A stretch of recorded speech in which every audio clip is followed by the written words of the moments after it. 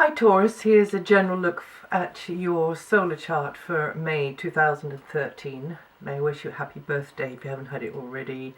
And also, it's quite an exciting month for you this month, Taurus, because there's a lot going on in your sign. It's a powerful time for you, and you're having all the usual stuff that you have at this time of the year, but you're having a little bit extra. In fact, there's a solar eclipse that's going to be happening in your sign on May the 10th, so that will be particularly affecting you Taurians born within a week either side of that day there. But in fact the energy will pulse out through the whole of the sign in sort of lessening degrees as it goes outwards, and in fact it will affect all the fixed signs, so that's Taurus, Scorpio and Aquarius and Leo. And in fact the signs who have those degrees, well, if you've got some important point or your moon or your rising sign in those degrees, which actually will be about 11 degrees to 27 degrees, not much more than a degree either side, if that, you'll like to feel the vibration the most. So you Taurians, though, you're right in the very center of this, and it could mean a kind of a new beginning for you, a new phase, a new chapter is starting in your life, and you probably have been feeling that already throughout April, because the weird thing about eclipses is that we tend to pick up the vibe. You know, it almost like casts its shadow before itself, before it actually occurs. So it can be altogether a good thing because it's a neutral energy. It's about change, and it'll be about turning over a new leaf and a new start, a fresh start in the area that in your natal chart your Taurus falls, your sign of Taurus falls, because of course you Taurians have the sun lighting up Taurus, but it can be in any of the 12 houses of the whole chart. Anyway, until the 21st, it's a powerful time. You've got the sun in your sign, you've also got just about everything else in your sign as well, just at the beginning, most of the planets anyway, so it's a good time to be a bit more self-indulgent, but also to funnel that power through you, to sit back, to take stock, to review, to chew the cud, and just kind of, you know, weigh it all up. And it's a good time to go forwards. It's clearer energy for you to go forwards with your plans and goals and projects, and quite vigorously, in fact. And then from the 21st, it's very much right up your street. It's all about basic material stuff, the roof over the head, the food in the belly, property, finances, resources of all kinds. So that'll be nature's resources as well as man-made type resources. It can also be about health and well-being, but definitely a key theme is centered around basic stuff and material security.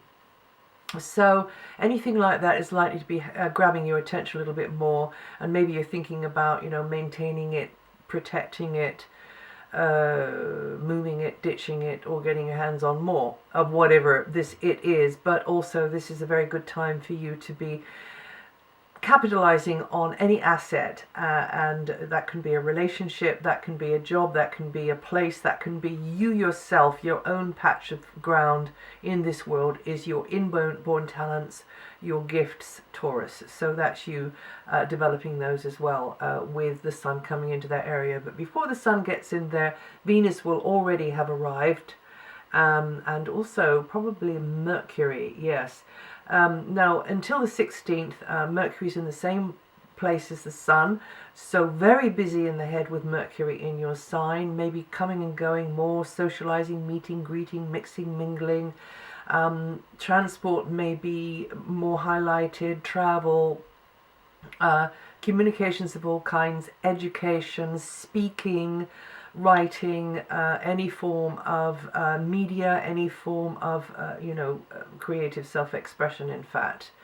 And then from the 16th, conversations tend to have more practical slant, and are in the same place as the sun goes on the 21st. So resources like money, property, possessions, anything like that, discussions, thoughts, ideas, revolving around such matters, and you gathering information, you figuring it out, you figuring out how to improve things financially, how to maximize assets and resources, and that some of that can come from nature as well, and your natural gifts. But of course there are always the mundane things like, putting food on the table, keeping good health, and the piggy bank. And then from the last day of the month, that's say the 31st, Mercury moves into Cancer, which is a very chatty, it's a communicative area. It's quite extrovert area, but Mercury's going to be in there for a very, very long time, until August the 9th. So this is a time when you can be coming and going more, lots more going on, more lists in your heads, more schedules to keep to, transport being highlighted, education being highlighted, anything that you're doing through media, or anything where you've got to do more paperwork, maybe speaking, writing, remembering stuff and getting it down on paper, or whatever it's about. So you get the idea. But it's a great time for making connections. It's a great time for joining up the dots mentally, and you expressing yourself through information exchange. And as I say, Mercury will be there until the 9th of August. Until the 10th, the planet of love and beauty and material and physical balance, your ruling planet, Venus, is going to be in your sign, which is always a good thing. And there could be treats in the pipeline. You could be seen by others as being very appealing or attractive or persuasive in some way. So work it. Definitely, it will help you meet the world with a smile. But what I should say is it helps the world to meet you with a smile, because you just have this sort of vibe, this kind of thing in your auric field, the Venusian energy. And it's great news for business, but also great news for your private life as well. Not all easy peasy. You could be putting your hand in your pocket a little bit more than usual, so watch that one. Then from the 10th, Venus moves out of there and goes into an even better area, which is about money, property, possessions.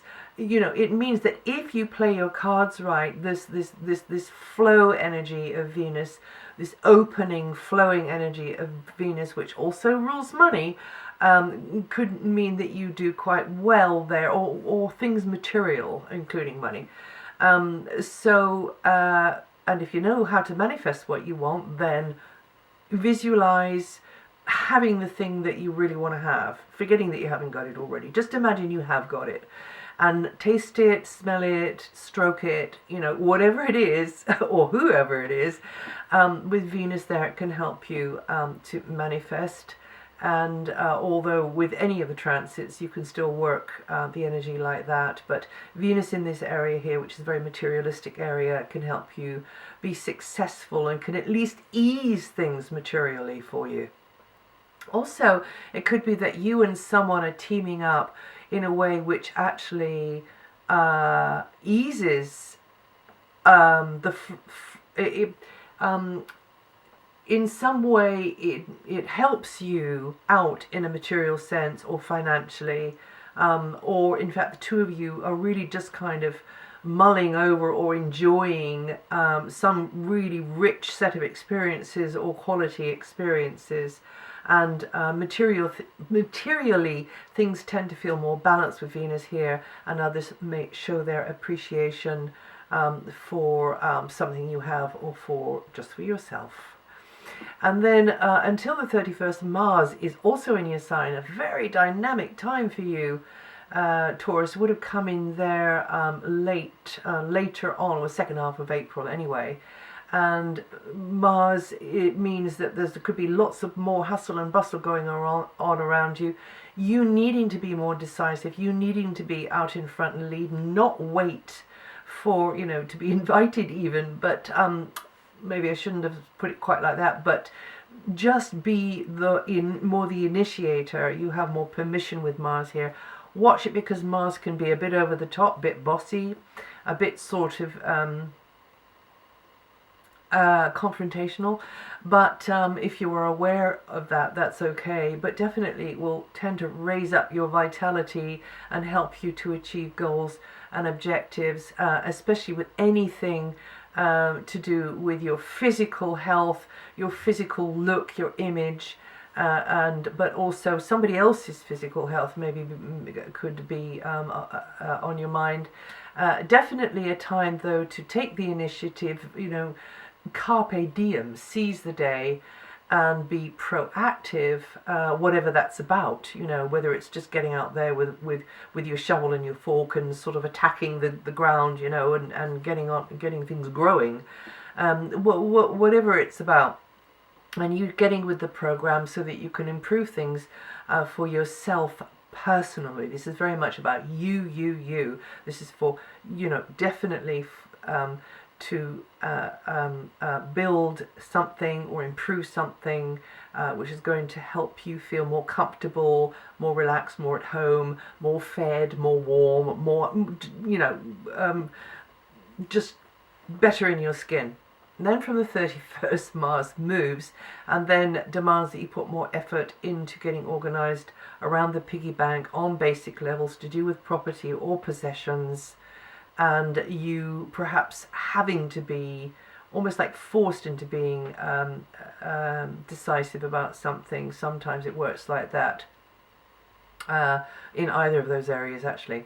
Now take advantage of Jupiter being in your money house for just a little while longer. Jupiter's there until I think it's about mid-June, but I'll let you know about that. To splash out on whatever, buy the ticket, sign up for the course, get the makeover, spend the money so that it's really going to pay you back. Well, maybe you don't know that, but with Jupiter here, it probably will. So expanding just that little bit in order to get a huge amount of expansion. That's what I'm trying to say, on a basic earthy kind of a level. So that's right up your street, even if it does mean digging the garden or doing the plant pots or whatever it is. And definitely a time for you to push the boundaries of your world a little bit more, and finding probably that you are appreciated more for something that you really didn't appreciate yourself for properly before. You're seeing that coming back to you. You're seeing that others see that there's that there is a value in you, a quality in you, a worth in you, which you really hadn't, calculated to that degree. Or at all, or in fact maybe it's not like that at all. Maybe it's something different, maybe it's something you're producing, but definitely will bring opportunities for you to show others what you're made of, what your style is, and how you can sort of work your talents, or work with something which is going to bring abundance in some way. Now and that's you Taurians born 6th to the 16th of May, or with 16 to 25 degrees rising, going to feel this energy. Did I say the 6? I said the 6th to the 16th. A lot of sixes in there. The 16th to 25 degrees rising. And then Saturn. Well, Saturn's got just about another couple of years to run in an area where it's in a dynamic angle to your sun sign, meaning that you've got to work harder. It's in your opposite sign, Scorpio. Work harder at balancing your point of view with that of others, and you seeing them as getting in your way, you seeing them as blocking you, as being wrong, as wrong-footing you, frustrating you, and limiting you, because you see that as limiting. So compromise has to come in here. Collaboration, cooperation, all those words that start with co. And then slowly cultivating a relationship. That's also a good thing to be doing with Saturn here. And you Taurians born between the 25th to the 29th of April, or with 5 to 9 degrees rising, going to feel this energy the most. Now, the 3 slower moving outer planets, if you want to know what's going on with those, they don't move much month to month. Go to my website and you'll see which part of your sign they're affecting at the moment. Also you'll find out what they might be doing to influence your life as well, both now and in the future. And that's it for April. If you know your rising sign or your moon sign, listen to the forecast for those. It'll give you another slant on what I've said here, sort of add to it or subtract from it. And I'll see you the next time.